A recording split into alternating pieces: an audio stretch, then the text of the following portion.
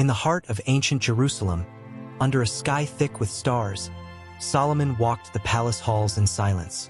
The young prince, destined for greatness, had grown up in the shadow of his father, King David. David had been a warrior, poet, and a man after God's own heart. Yet Solomon was different, a thinker, a dreamer, and he knew his father's legacy would not be an easy one to bear. One evening, as Solomon sat by his father's side, David looked at him with intense, searching eyes. "My son," David's voice was quiet but steady, "your journey will be different from mine. I fought to establish this kingdom, but you," he paused, a faint smile crossing his face, "you will make it flourish. Guard your heart, Solomon. Stay close to God, and he will guide you in all things." Solomon nodded, but in his heart, a question stirred. What does it mean to be a true king? David must have sensed this because he continued, "One day, you will know what to ask of him, and he will answer." Not long after, David passed away, leaving Solomon alone to carry his father's mantle. Solomon felt the weight of the kingdom pressing down on him, its hopes, dreams, and struggles all mingling with his own insecurities. He went to bed that night, pondering his father's words. As he drifted to sleep, the night deepened, and he found himself in a vision, surrounded by a light so pure it felt like an embrace. And then, a voice filled the space around him. "Solomon, son of David, ask for whatever you wish, and it shall be given to you."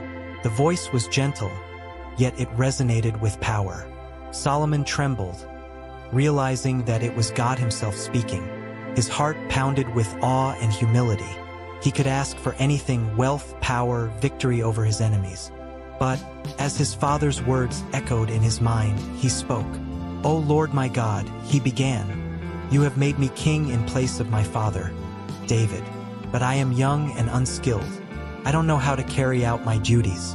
I ask, therefore, for an understanding heart to govern your people, to discern between good and evil." The silence that followed was like the pause before dawn. And then, the voice returned, warm and full of delight. "Because you have asked for wisdom instead of wealth or long life, I will grant you a wise and discerning heart.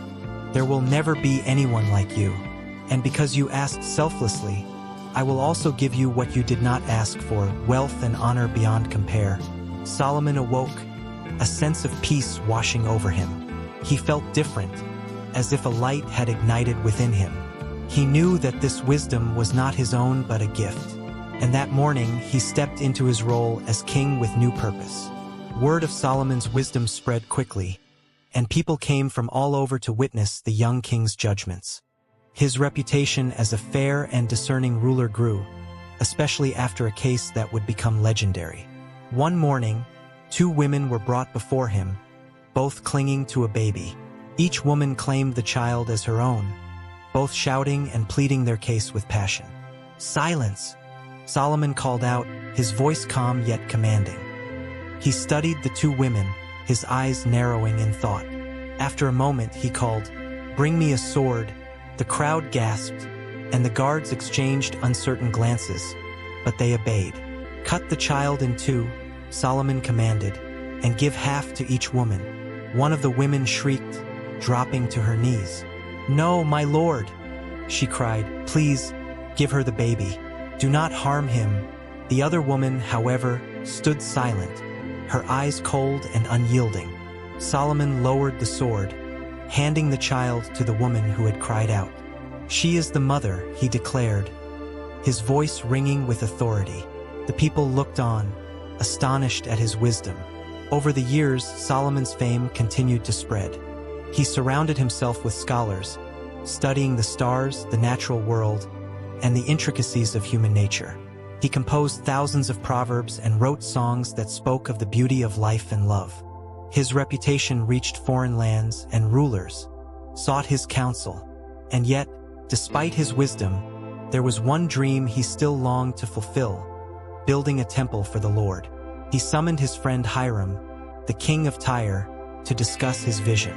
"Hiram," Solomon said, his eyes alight with excitement, "I want to build a house for the Lord, a place where his name will dwell forever. I need your help, your best cedar, your finest craftsmen. Together, we can create a temple worthy of his glory." Hiram smiled, nodding. "I have heard of your wisdom, Solomon, and I am honored to assist you. The Lord is with you, and this temple will stand as a testament to his greatness." For 7 years, laborers and artisans worked day and night, crafting the temple with intricate designs and precious materials. When it was finally complete, Solomon called the people of Israel to witness the dedication. Dressed in pure white robes, he stood before the altar, his voice filled with reverence. "O Lord, God of Israel," he began, "there is no God like you, keeping your covenant of love with your servants. Let your eyes be open toward this place, and may your ears be attentive to the prayers of your people." As Solomon finished, a fire descended from heaven, consuming the sacrifices on the altar, and the glory of the Lord filled the temple. The people fell to their knees, awestruck, their voices lifted in praise. The years that followed were filled with peace and prosperity, and Solomon's kingdom flourished. His wisdom and wealth became the stuff of legend, drawing visitors from across the world, including the renowned Queen of Sheba. The queen arrived with a great entourage, bearing gifts of gold, spices, and precious stones. When she met Solomon, she challenged him with questions designed to test his famed wisdom. "Tell me, O king," she began, her eyes sparkling with intrigue, "what is the meaning of life?" Solomon smiled, unperturbed by the question. "Life," he replied, "is a pursuit of understanding, a journey of seeking the divine. It is found in love, in humility, and in knowing that all wisdom begins with the fear of God." Sheba continued, testing him with riddle after riddle, but Solomon answered each one with ease. At last, she laughed in astonishment. "Truly, the half was not told to me," she said. "Your wisdom exceeds even the legends. Blessed be your God, who has delighted in you and made you king over Israel." For a while, Solomon's reign continued in peace, yet his heart grew restless. He yearned for something more, and his alliances brought him into contact with foreign princesses who worshipped other gods. To secure these alliances, Solomon married these princesses, each bringing their customs with them. He built altars and shrines for their gods, and his heart, once devoted to the Lord, began to drift. One evening, as he walked among the shrines, his close advisor, Azariah, approached him with a troubled look.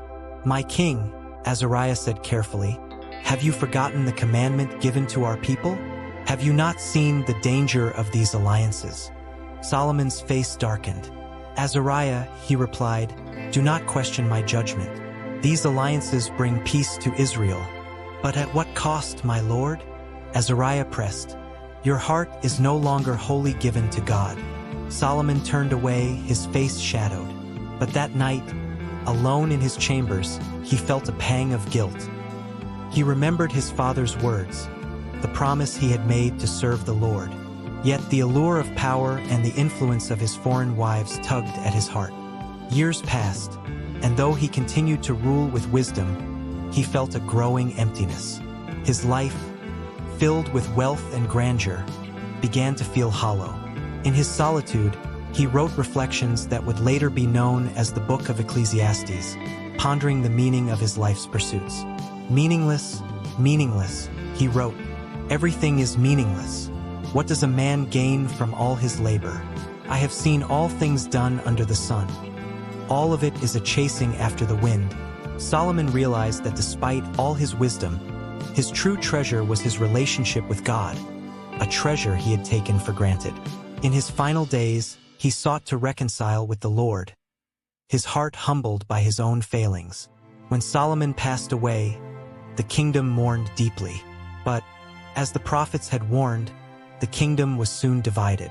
His son Rehoboam's harsh policies led to rebellion, and Israel was split into the northern kingdom of Israel and the southern kingdom of Judah. Solomon's life became a parable for the people of Israel, a tale of brilliance and frailty, a warning that even the wisest could fall if they turned from God. His proverbs, teachings, and the temple remained, enduring as symbols of Israel's journey and a reminder of the divine wisdom that guides those who seek it with a humble heart.